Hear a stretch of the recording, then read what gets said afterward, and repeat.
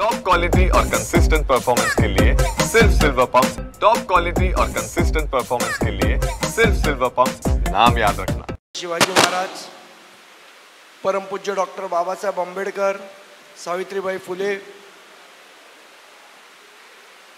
या उत्कर्ष पॅनलचे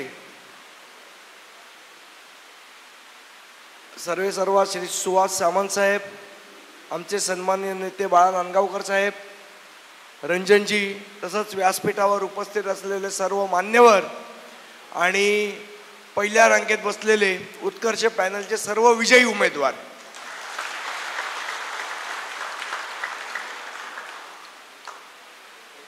खरं तर या मेळाव्याचा हा मेळावा खूप ऐतिहासिक आहे। कदाचित भविष्यात काय होणार आहे याची नांदी आणि सुरुवात या मेळाव्यातनं होते की काय,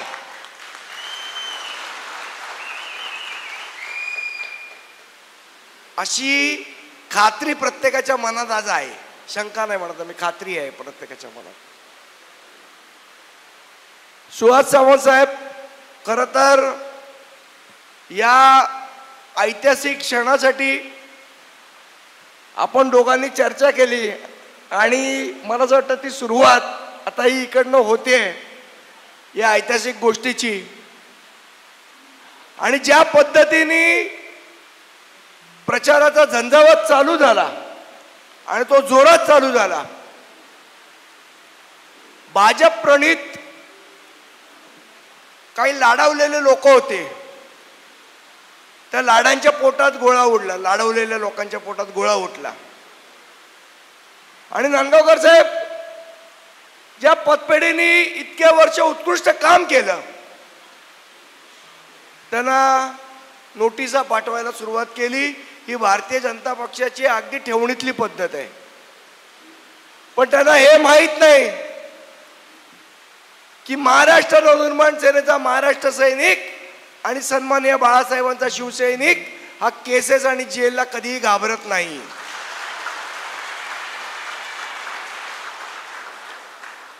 एक वेळ अस्वलाच्या अंगावर कमी केसेस असतील, त्याच्यापेक्षा जास्त केसेस आमच्या अंगावर आहेत, त्यामुळे केसेस बिसेसने आम्हाला घाबरवायचा प्रयत्न लाडावलेल्या लोकांनी तर करूच नाही।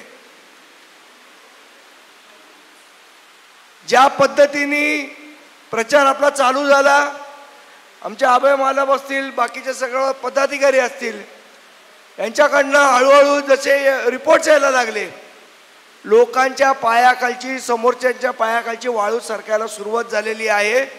आणि म्हणून वेगवेगळ्या क्लुप्त्या करण्याचं त्यांनी, इतक्या दिवस ज्या कर्मचाऱ्यांची आठवण होत नव्हती, ज्या कर्मचाऱ्यांना कोणी विचारत नव्हतं, अचानक त्यांना कोविड भत्ताची आठवण झाली ना। अजूनही आमच्या कर्मचाऱ्यांना तुम्ही मॅच्युरिटीचे पैसे देत नाही। जो रिटायर झालेला आमचा कर्मचारी आहे त्याला अजूनही त्याची थकबाकी मिळत नाही, आणि कोविड भत्ता अचानक। बरं, मला कळत नाही बीएसटीचे जीएम का भांग पिऊन बसलेत की काय ते खुर्चीवर? ज्या वेळेला निवडणूक आहे, आचारसंहिता लागलेली आहे, अशा काळामध्ये अशा गोष्टींना तुम्ही खतपाणी घालूच कसं शकता? हा कुठला कायदा आहे? म्हणजे निवडणूक आचारसंहिता तुम्ही पूर्ण वेळ धाब्यावर बसवणार आहात का?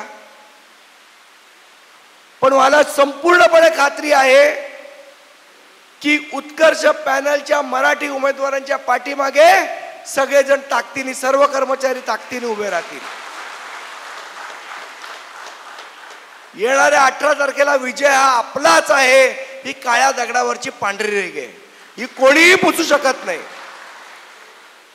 आणि मग दोन भाऊ एकत्र आले म्हटल्यानंतर लाड फिरायला लागले सगळीकडे। ए बाबा तुमचं पॅनल आमच्यामध्ये आणा, अरे बाबा तू आमच्यामध्ये, अरे बाबा तू आमच्यामध्ये, असं एक कडबोळ तयार करून ही निवडणूक जिंकण्याचा प्रयत्न त्यांनी चालू केला, पण त्यांना काही यश येणार नाहीये, ही 100% खात्री आहे। ज्या पद्धतीने कर्मचारी वर्ग येतोय, आपल्याला सांगतोय, आपल्या पाठी उभे राहतोय, जो प्रतिसाद आपल्याला देतोय, त्यावरनं 100% खात्री आहे की येणाऱ्या 18 तारखेला विजय हा आपलाच आहे.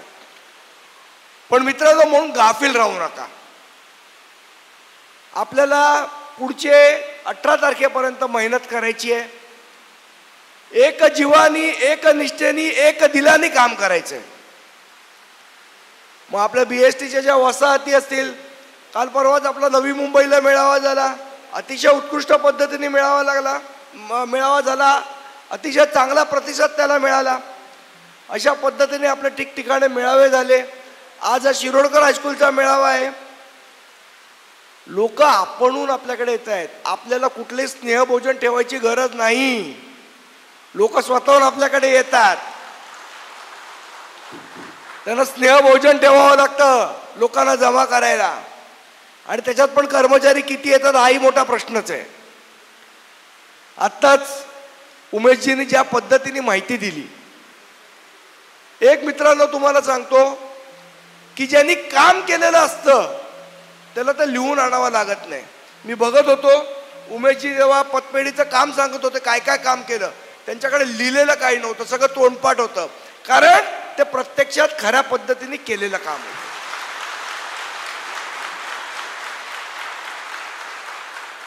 जे काम करत नाहीत त्यांना आठवावं लागतं आणि कागदावर लिहून आणावं लागतं. आणि म्हणून काही लोकांनी तर असंही सांगितलं की मग मुंबई बँकेचं कर्ज मिळवताना तुम्हाला त्रास होईल, अशाही प्रकारचे धमक्या देण्याचा प्रयत्न झाला. पण त्यांना हेही मला इशारा देऊन सांगायचंय, मुंबई बँक कोणाच्या बापाची नाही, ती आपल्या सगळ्यांची, आपण सगळ्यांनी उभी केलेली आहे. त्यामुळे त्याच्याही धमक्या तुम्ही आम्हाला देऊ नका. ही पतपेढी अतिशय चांगल्या पद्धतीने काम करते. आज BST मध्ये अनेक आर्थिक अडचणी BST प्रशासनाला आहेत. त्यावेळेला या सर्व कामगारांच्या पाठीमागे आर्थिकदृष्ट्या खंबीरपणे उभी राहणारी एक संस्था असणं गरजेचं आहे. त्या संस्थेला ताकद देणं आपलं कर्तव्य आहे. आणि म्हणून माझी आपल्या सर्वांना विनंती आहे की कुठेही गाफील न राहता आपल्या उत्कर्ष पॅनलच्या आपल्या सर्वच्या सर्व उमेदवारांना आपण प्रचंड बहुमताने विजयी करा. त्यांच्या पाठी खंबीरपणे उभे राहा. आणि आपल्याला एक आश्वासन नक्की देतो, माझ्या पक्षातर्फे देतो, माझ्या सर्व नेत्यांतर्फे देतो, सन्माननीय राजसाहेबांतर्फे देतो, कुठल्याही अडचणीच्या क्षणी कामगारांच्या पाठी आपण सगळेजण खंबीरपणे उभे राहू, या पद्धतीचं एक आश्वासन देतो. आणि माझे 2 शब्द संपवतो, कारण यापुढे अनेक मान्यवर मार्गदर्शन करणार आहेत. माझा आज दादरला आमच्या कबूतरखान्याच्या संदर्भातला एक कार्यक्रम ठेवलेला आहे, तर मी आपली रजा घेतो आणि व्यासपीठावरच्या मोठ्या नेत्यांची माफी मागतो आणि त्यांना विनंती करतो की आपण मला जायची परवानगी द्यावी. धन्यवाद. जय हिंद, जय महाराष्ट्र.